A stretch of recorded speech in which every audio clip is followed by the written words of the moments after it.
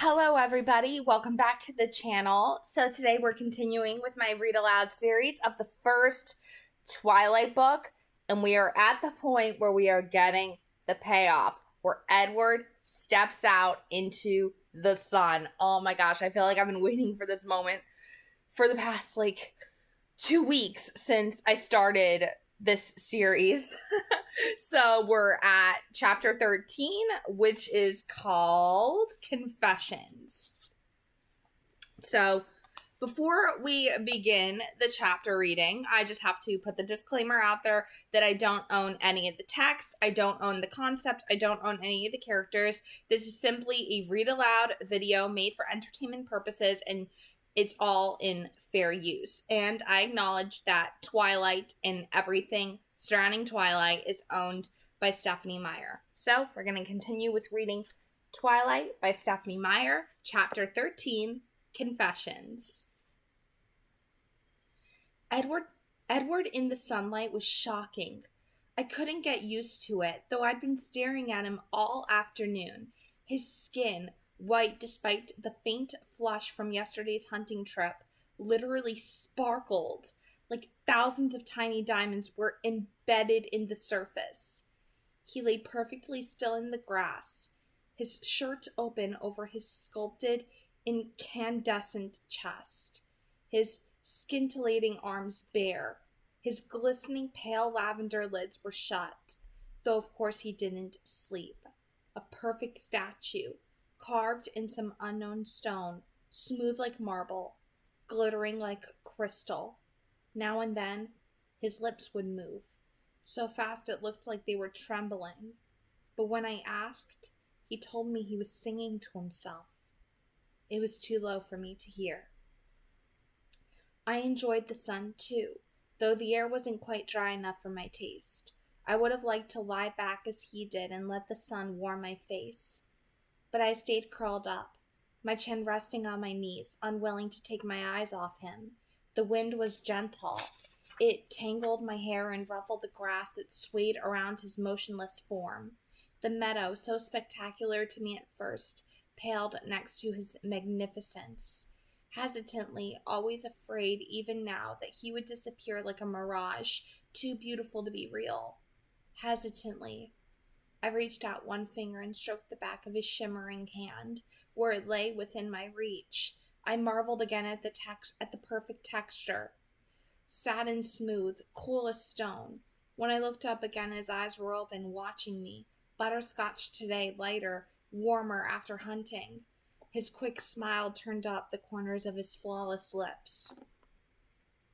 "I don't scare you?" he asked playfully, but I could hear the real curiosity in his soft voice.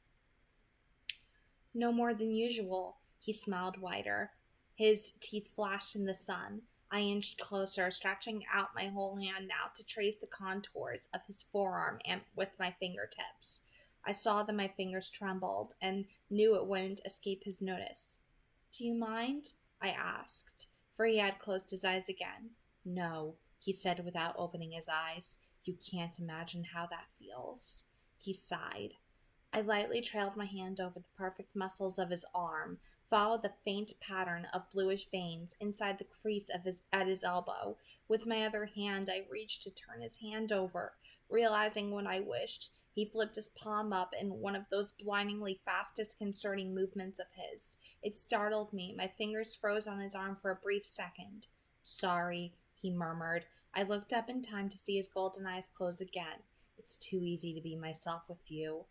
I lifted his hand, turning it this way and that, as I watched the sun glitter on his palm. I held it closer to my face, trying to see the hidden facets in his skin. "Tell me what you're thinking," he whispered. I looked to see his eyes watching me, suddenly intent. It's still so strange for me not knowing. You know, the rest of us feel that way all the time. It's a hard life. Did I imagine the hint of regret in his tone? But you didn't tell me. I was wishing I could know what you were thinking. I hesitated, and I was wishing that I could believe that you were real, and I was wishing that I wasn't afraid. I don't want you to be afraid. His voice was just a soft murmur. I heard what he couldn't truthfully say, that I didn't need to be afraid, that there was nothing to fear. Well, that's not exactly the fear I meant, though that's certainly something to think about. So quickly that I missed his movement, he was half sitting, propped up on his right arm, his left palm still in my hands. His angel's face was only a few inches from mine. I might have, should have, flinched away from his unexpected closeness, but I was unable to move. His golden eyes mesmerized me. "What are you afraid of, then?" he whispered intently, but I couldn't answer. As I had just that once before, I smelled his cool breath in my face. Sweet, delicious. The scent made my mouth water. It was unlike anything else. Instinctively, unthinkingly, I leaned closer, inhaling, and he was gone. His hand ripped from mine. In the time it took my eyes to focus, he was 20 feet away, standing at the edge of the small meadow, in the deep shade of a huge fir tree. He stared at me, his eyes dark in the shadows, his expression unreadable. I could feel the hurt and shock on my face. My empty hands stung. "I'm sorry, Edward," I whispered. I knew he could hear. "Give me a moment," he called, just loud enough for my less sensitive ears. I sat very still. After 10 incredibly long seconds, he walked back, slowly for him. He stopped, still several feet away, and sank gracefully to the ground, crossing his legs. His eyes never left mine. He took 2 deep breaths and then smiled an apology. "I am so very sorry." He hesitated. "Would you understand what I meant if I said I was only human?" I nodded once, not quite able to smile at his joke. Adrenaline pulsed through my veins as the realization of danger slowly sank in. He could smell that from where he sat. His smile turned mocking. "I'm the world's best predator, aren't I? Everything about me invites you in. My voice, my face, even my smell. As if I need any of that." Unexpectedly, he was on his feet, bounding away, instantly out of sight, only to appear beneath the same tree as before, having circled the meadow in half a second. "As if you could outrun me," he laughed bitterly. He reached up with one hand and with a deafening crack effortlessly ripped a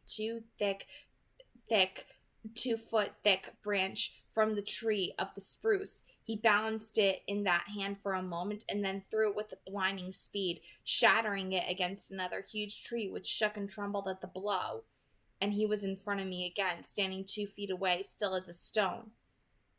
"As if you could fight me off," he said gently. I sat without moving, more frightened of him than I had ever been. I'd never seen him so completely freed of that carefully cultivated facade.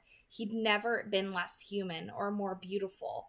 Face ashen, eyes wide, I sat like a bird locked in the eyes of a snake. His lovely eyes seemed to glow with rash excitement. Then, as the seconds passed, they dimmed. His expression slowly folded into a mask of ancient sadness.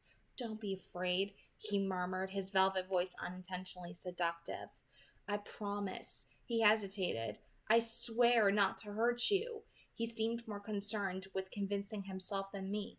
"Don't be afraid," he whispered again as he stepped closer with exaggerated slowness. He sat sinuously, with deliberately unhurried movements, till our faces were on the same level, just a foot apart.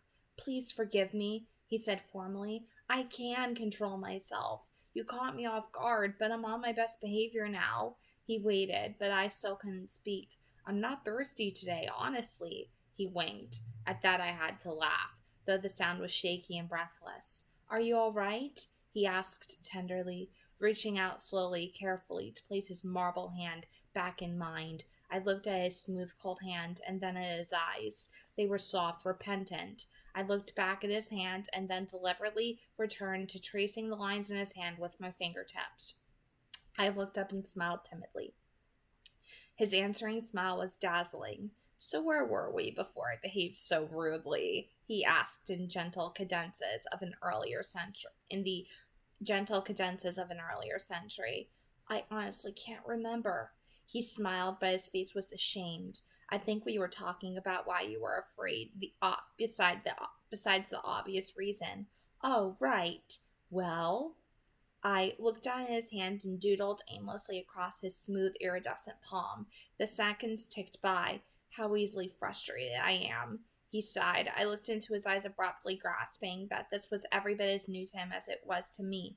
As many years of unfathomable experiences he had, this was hard for him too. I took courage from that thought.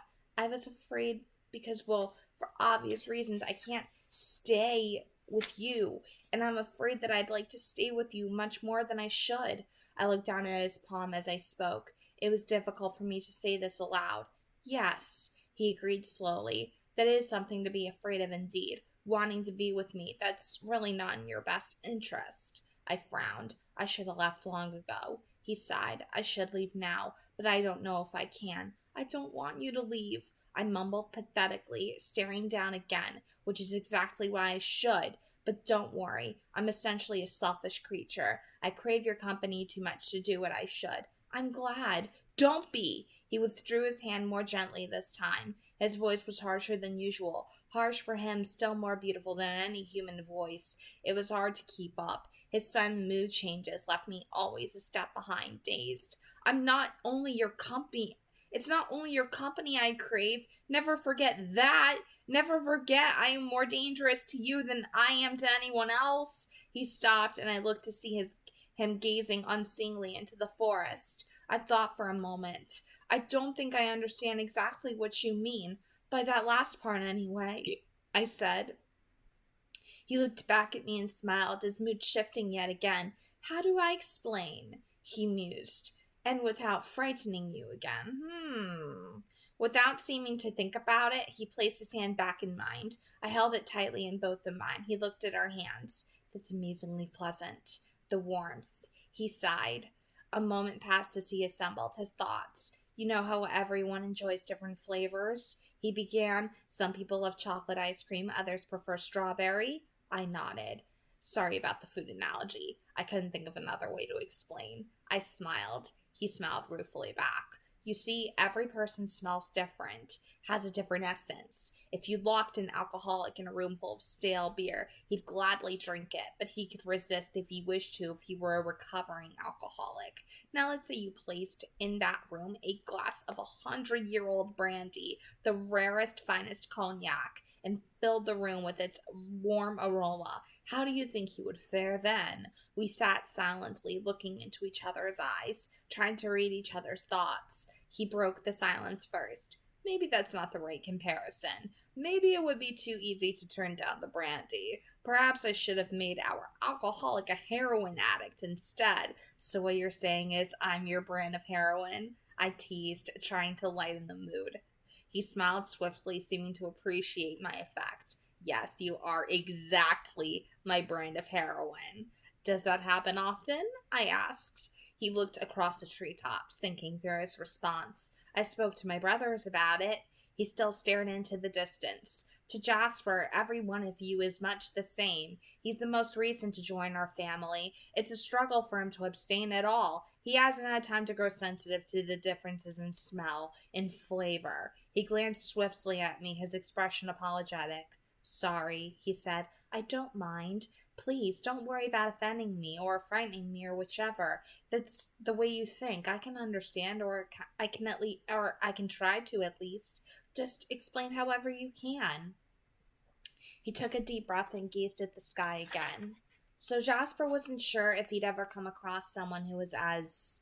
He hesitated, looking for the right word. Appealing as you are to me, which makes me think not.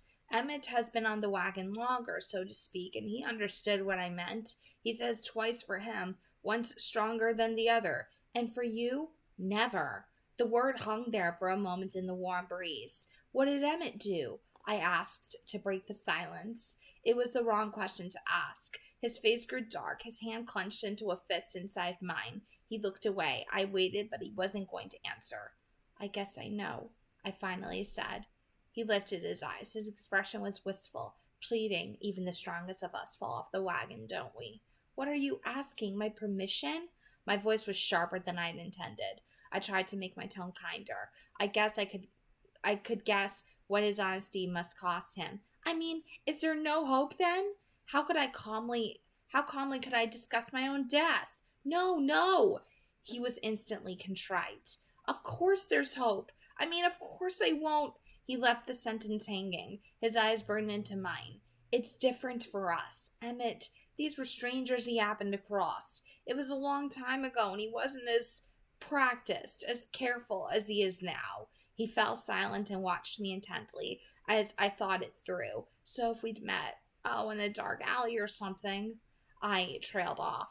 It took everything I had to not jump in the middle of that class full of children, and he stopped abruptly, looking away. When you walked past me, I could have ruined everything Carlisle has built for us right then and there. If I hadn't been denying my thirst for the last will too many years, I wouldn't have been able to stop myself. He paused, scowling at the trees. He glanced at me grimly, both of us remembering. You must have thought I was possessed. I couldn't understand why. How you could hate me so quickly.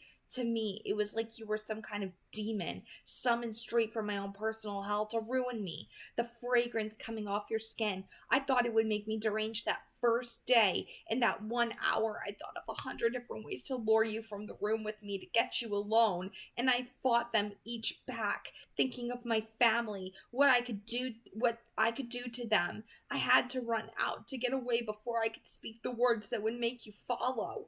He looked up then at my staggered expression as I tried to absorb his bitter memories. His golden eyes scorched from under his lashes, hypnotic and deadly. You would have come, he promised. I tried to speak calmly, without a doubt. He frowned down at my hands, releasing me from the force of his stare. And then, as I tried to rearrange my schedule in a pointless attempt to avoid you, you were there in that close, warm little room. The scent was maddening. I so very nearly took you then. There was only one other frail human there, so easily dealt with. I shivered in the warm sun, seeing my memories anew through his eyes, only now grasping the danger. Poor Miss Cope. I shivered again at how close I'd come to being inadvertently responsible for her death. But I resisted. I don't know how. I forced myself not to wait for you, not to follow you from the school. It was easier outside when I couldn't smell you anymore, to think clearly, to make the right decision. I left the others near home. I was too ashamed to tell them how weak I was. They only knew something was very wrong. And then I went straight to Carlisle at the hospital to tell him I was leaving. I stared in surprise. I traded cars with him. He had a full tank of gas, and I didn't want to stop. I didn't dare go home to face Esme. She wouldn't have let me go without a scene. She would have tried to convince me that it wasn't necessary. By the next morning, I was in Alaska. He sounded ashamed, as if admitting a great cowardice. I spent 2 days there with some old acquaintances. But I was homesick. I hated knowing I'd upset Esme and the rest of them, my adopted family. In the pure air of the mountains, it was hard to believe you were so irresistible. I convinced myself it was weak to run away. I'd dealt with temptation before, not of this magnitude, not even close, but I was strong. Who were you, an insignificant little girl? He grinned suddenly, to chase me from the place I wanted to be. So I came back. He stared off into space. I couldn't speak. I took precautions, hunting, feeding more than usual before seeing you again. I was sure that I was strong enough to treat you like any other human. I was arrogant about it. It was unquestionably a complication that I couldn't simply read your thoughts to know what your reaction was to me. I wasn't used to having to go to such circuitous measures, listening to your words in Jessica's mind. Her mind isn't very original, and it was annoying to have to stoop to that. And then I couldn't know if you really meant what you said. It was all extremely irritating. He frowned at the memory. I wanted you to forget my behavior that first day if possible. So I tried to talk with you like I would with any person. I was eager, actually, hoping to decipher some of your thoughts, but you were too interesting. I found myself caught up in your expressions, and every now and then you would stir the air with your hand or raise your hair, and the scent would stun me again. Of course, then you were nearly crushed to death in front of my eyes. Later, I thought of a perfectly good excuse for why I acted at that moment. Because if I hadn't saved you, if your blood had been spilled there in front of me, I don't think I could have stopped myself from exposing us for what we are. But I only thought of that excuse later. At the time, all I could think was, not her. He closed his eyes, lost in his agonized confession. I listened, more eager than rational. Common sense told me I should be terrified. Instead, I was relieved to finally understand, and I was filled with compassion for his suffering, even now, as he confessed his craving to take my life. I finally was able to speak, though my voice was faint. In the hospital?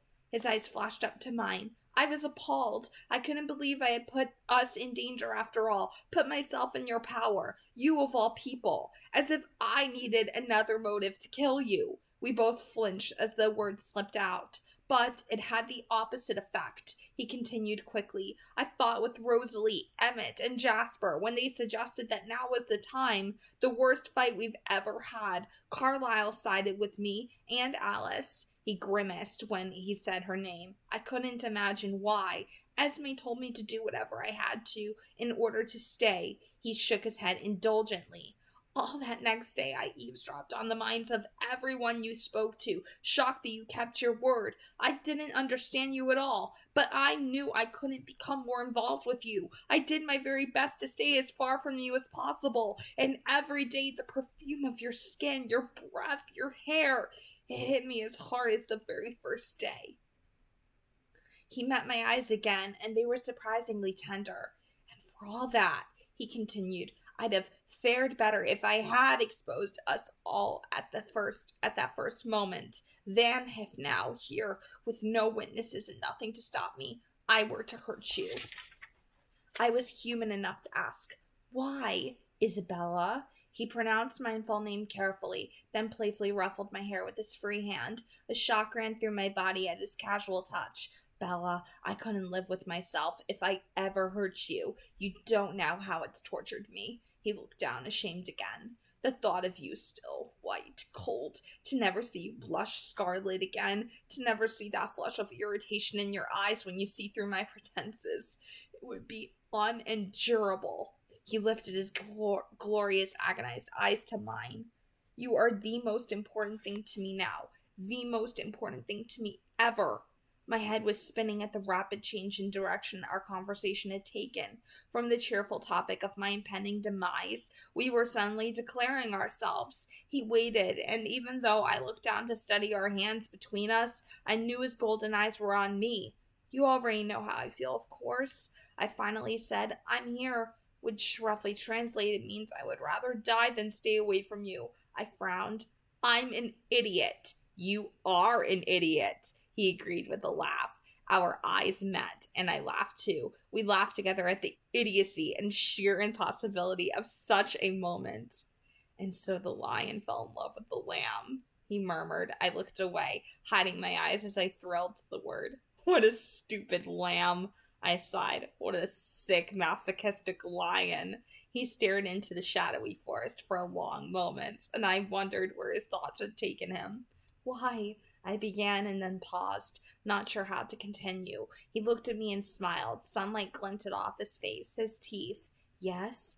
Tell me why you ran from me before. His smile faded. You know why? No, I mean, exactly what did I do wrong? I'll have to be on my guard, you see, so I better start learning what I shouldn't do. This, for example. I stroked the back of his hand. Seems to be all right. He smiled again. You didn't do anything wrong, Bella. It was my fault. But I want to help if I can to not make this harder for you. Well, he contemplated for a moment. It was just how close you were. Most humans instinctively shy away from us, are repelled by our alienness.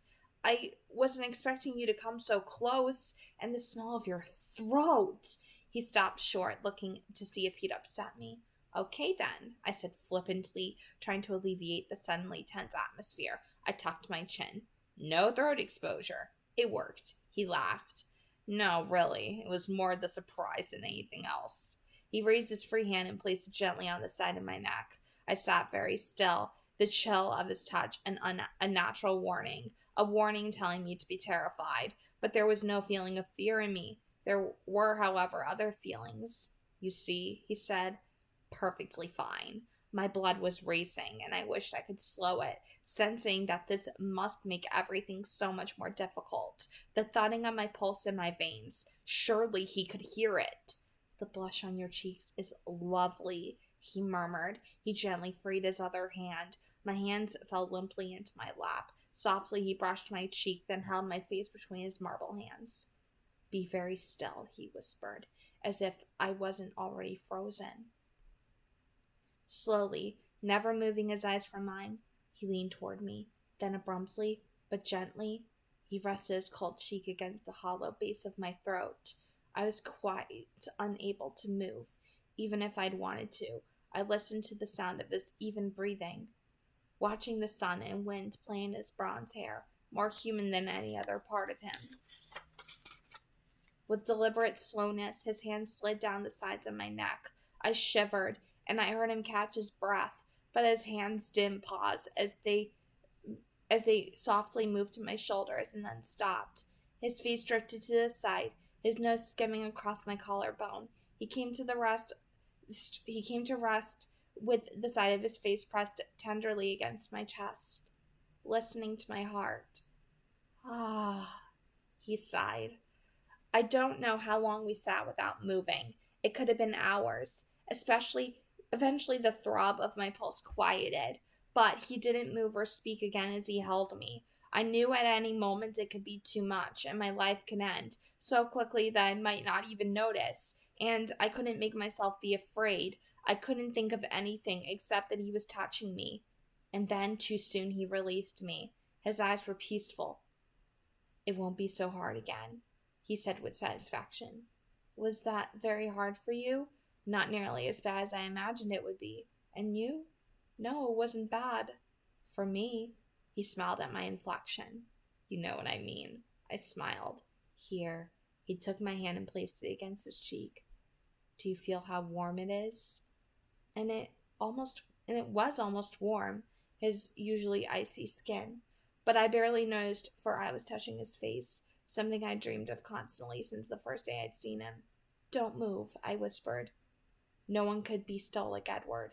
He closed his eyes and became as immobile as stone, a carving under my hand. I moved even more slowly than he had, careful not to make one unexpected move. I caressed his cheek, delicately stroked his eyelid, the purple shadow in the hollow under his eye. I traced the shape of his perfect nose, and then, so carefully, his flawless lips. His lips parted under my hand, and I could feel his cool breath on my fingertips. I wanted to lean in, and I could feel his lean in to inhale the scent of him, so I dropped my hand and leaned away, not wanting to push him too far. He opened his eyes, and they were hungry, not in a way to make me fear, but rather to tighten the muscles in the pit of my stomach and send my pulse hammering through my veins again. I wish, he whispered, I wish you could feel the complexity, the confusion I feel. That you could understand. He raised his hand to my hair, then carefully brushed it across my face. Tell me, I breathed. I don't think I can. I've told you. On the one hand, the hunger, the thirst, that deplorable creature that I am, I feel for you, and I think you can understand that to an extent, though, he half smiled. You are not addicted to any illegal substances. As you are not addicted to any illegal substances, you probably can't empathize completely. But his fingers touched my lips slightly, making me shiver again. There are other hungers I don't even understand that are foreign to me. I may understand that better than you think. I'm not used to feeling so human. Is it always like this? For me? I paused. No, never before this. He held my hands between his. They felt so feeble in his iron strength. He held my hands between his. They felt so feeble in his iron strength. I don't know how to be close to you, he admitted. I don't know if I can. I leaned forward very slowly, cautioning him with my eyes. I placed my cheek against his stone chest. I could hear his breath and nothing else. This is enough, I sighed, closing my eyes. In a very human gesture, he put his arms around me and pressed his face against my hair. You're better at this than you give yourself credit for, I noted. I have human instincts. They may be buried deep, but they're there. We sat like that for another immeasurable moment. I wondered if he could be as unwilling to move as I was, but I could see the light was fading, the shadows of the forest beginning to touch us, and I sighed. You have to go. I thought you can read my mind. It's getting clearer. I could hear a smile in his voice. He took my shoulders, and I looked into his face. Can I show you something? He asked, sudden excitement flaring in his eyes. Show me what? I'll show you how I traveled in the forest. He saw my expression. Don't worry, you'll be very safe, and we'll get to your truck much faster. His mouth twitched up into that crooked smile so beautiful my heart nearly stopped. Will you turn into a bat? I asked wearily. He laughed louder than I'd ever heard. Like I haven't heard that one before. Right, I'm sure you get that all the time. Come on, little coward, climb on my back. He waited to see if I waited to see if he was kidding, but apparently he meant it. He smiled as he read my hesitation and reached for me. My heart reacted, even though he couldn't hear my thoughts. My pulse always gave me away. He then proceeded to sling me onto his back with very little effort on my part. Besides, when in place, clamping my legs and arms so tightly around him that it would choke a normal person. It was like clinging to a stone. I'm a bit heavier than your average backpack, I warned. Ha! He snorted. I can almost hear his eyes rolling. I'd never seen him in such high spirits before. He startled me, suddenly grabbing my hand, pressing my palm to his face and inhaling deeply. Easier all the time, he muttered. And then he was running. If I'd ever feared death before in his presence, it was nothing compared to how I felt now. He streaked through the dark, thick underbrush of the forest like a bullet, like a ghost. There was no sound, no evidence that his feet touched the earth. His breathing never changed, never indicated any effort, but the trees flew by at deadly speeds, always missing us by inches. I was too terrified to close my eyes, though the cool forest air whipped against my face and burned them. I felt as if I were stupidly sticking my head out the window of an airplane in flight, and for the first time in my life I felt the dizzy faintness of motion sickness. Then it was over. We'd hiked hours this morning to reach Edward's meadow, and now in a matter of minutes we were back to the truck. Exhilarating, isn't it? His voice was high, excited. He stood motionless, waiting for me to climb down. I tried, but my muscles wouldn't respond. My arms and legs stayed locked around him while my head spun uncomfortably. Bella? He asked, anxious now. I think I need to lie down. I gasped. Oh, sorry. He waited for me, but I still couldn't move. I think I need help, I admitted. He laughed quietly and gently unloosened my stranglehold on his neck. There was no resisting the iron strength of his hands. Then he pulled me around to face him, cradling me in his arms like a small child. He held me for a moment, then carefully placed me on the springy ferns. How do you feel? He asked. I couldn't be sure how I felt when my head was spinning so crazily. Dizzy, I think. Put your head in between your knees. I tried that and it helped a little. I breathed in and out slowly, keeping my head very still. I felt him sitting beside me. The moments passed, and eventually I found that I could raise my head. There was a hollow ringing sound in my ears. I guess that wasn't the best idea, he mused. I tried to be positive, but my voice was weak. No, it was very interesting. Ha! You're as white as a ghost. No, you're as white as me. I think I should have closed my eyes. Remember that next time. Next time! I groaned. He laughed, his mood still radiant. Show off, I muttered. Open your eyes, Bella, he said quietly, and then he was right there, his face so close to mine. His beauty stunned my mind. It was too much, an excess I couldn't grow accustomed to. I was thinking while I was running. He paused. About not hitting the trees, I hope. Silly Bella, he chuckled. Running is second nature to me. It's not something I have to think about. Show off, I muttered again. He smiled. No, he continued. I was thinking there was something I wanted to try. And he took my face in his hands again. I couldn't breathe. He hesitated, not in the normal way, the human way, not the way a man might hesitate before he kissed a woman, to gauge her reaction, to see how he would be received. Perhaps he would hesitate to prolong the moment, that ideal moment of anticipation, sometimes better than the kiss itself. Edward hesitated to test himself, to see if this was safe, to make sure he was still in control of his need. And then his cold, marbled marble lips pressed very softly against mine. What neither of us was prepared for was my response. Blood boiled under my skin, burned in my lips. My breath came in a wild gasp. My fingers knotted in his hair, clutching him to me. My lips parted as I breathed in his heady scent. Immediately I felt him turn to unresponsive stone beneath my lips. His hands gently, but with irresistible force, pushed my face back. I opened my eyes and saw his guarded expression. Oops, I breathed. That's an understatement. Oops, I breathed. That's an understatement. His eyes were wild, his jaw clenched in acute restraint, yet he didn't lapse from his perfect articulation. He held my face just inches from his. He dazzled my eyes.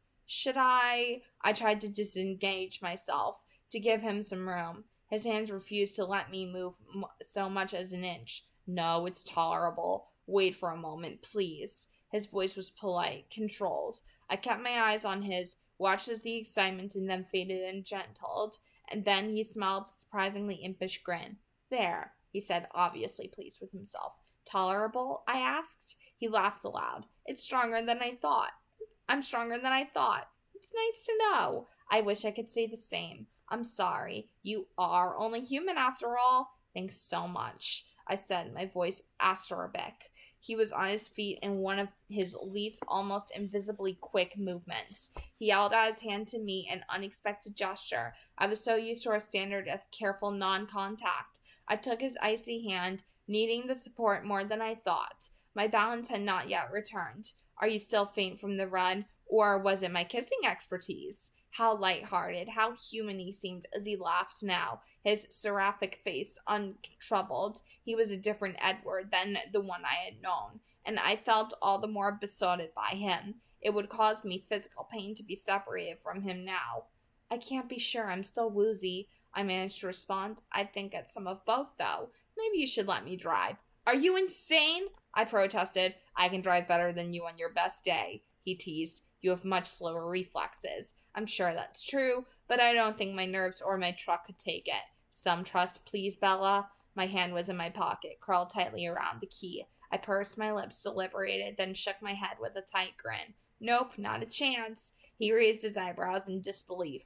I started to step around him, heading for the driver's side. He might have let me pass if I hadn't wobbled slightly. Then again, he might not have. His arm created an inescapable snare at my waist. Bella, I've already expended a great deal of personal effort at this point to keep you alive. I'm not about to let you behind the wheel of a vehicle when you can't even walk straight. Besides, friends don't let friends drive drunk, he quoted with a chuckle. I could smell the unbearably sweet fragrance coming off his chest. Drunk? I objected. You're intoxicated by my very presence. He was grinning that playful smirk again. I can't argue with that, I sighed. There was no way around it. I couldn't resist him in anything. I held the key high and dropped it, watching his hand flash like lightning to catch it soundlessly.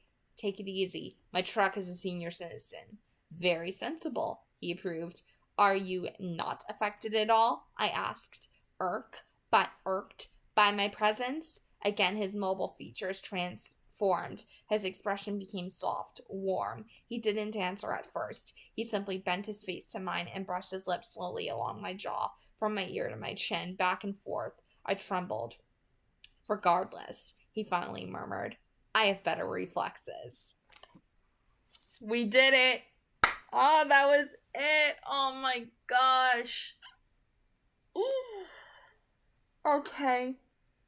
Lots to unpack there because this really, really, really develops Edward's character here, and it really does explain a lot. Even if you don't read Midnight Sun, I feel like this chapter basically explains everything with Edward and his temptations very, very well. Like, of course, this was featured in the movie, but like I said, I feel like they should have taken more time to get to that point, because Edward, like, basically describing how addicted he is to her and how hard she is for him to resist.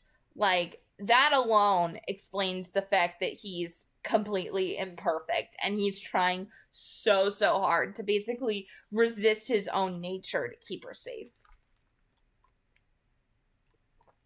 But like, I have to say that his comparison of like the alcoholic with the brandy or even a heroin addict, like that never fails to make me chuckle every time I read it, where he goes, "You're my own personal brand of heroin," or Bella like replying back and saying that because she really is his own personal brand of like heroin or fine wine in this case. And of course lion fell the lion fell in love with the lamb. Like, what a stupid lamb. Like, they're both laughing at how idiotic it is for them to even be together in the first place. And of course, Bella still thinks that she did something wrong. She thinks, because her inadequacy, it's showing again, her thinking that she did something wrong to him. But Edward tells her, no, it was not you. You can never do anything wrong to me. It's me that has this problem, not you.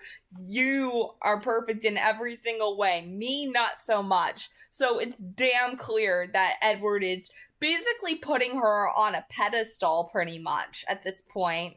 And it's like, you see, this is the moment that needed to be built up, and it makes reading through those like 2-3 chapters before it so worth it, because finally it's like we're at the moment. Like, they had the first kiss, they had the moments where those classic romantic moments that I think every single girl fantasizes about.